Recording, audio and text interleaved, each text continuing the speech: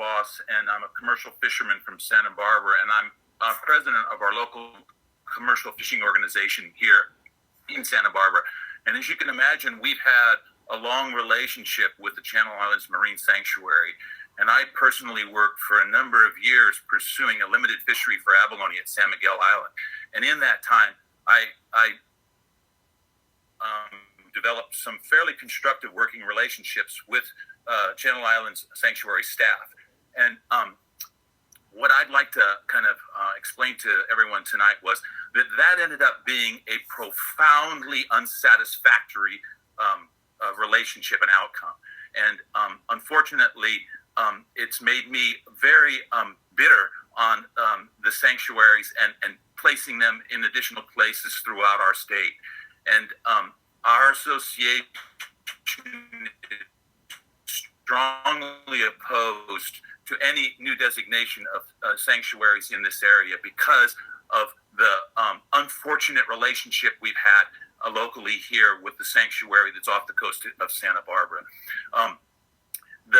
My experience is that the actual sanctuary structure, where you guys set up a sanctuary advisory council, doesn't afford local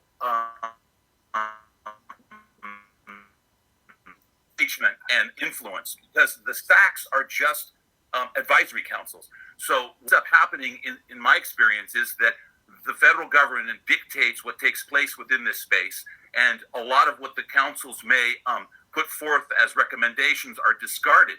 So it's not a good idea for people in the state of California to relinquish their authority to the federal government in this way by allowing these sanctuaries to be created. We work very hard to craft sustainable fisheries management objectives with the state of California and through the Pacific Fisheries Management Council. And when these sanctuaries get put in, a whole nother layer of bureaucratic infrastructure gets put into this process that we're all trying to navigate in our efforts to manage our marine resources effectively.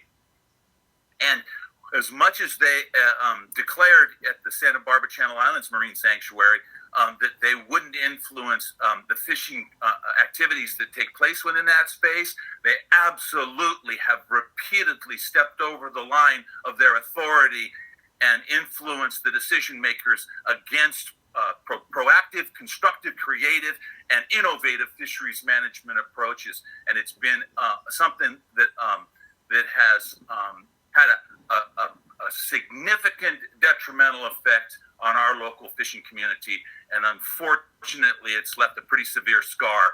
And now I'm motivated. And so criteria 7 is what I'm speaking to right now. You do not have local support for this sanctuary, and Santa Barbara's commercial fishing community will oppose it tooth and nail to the end.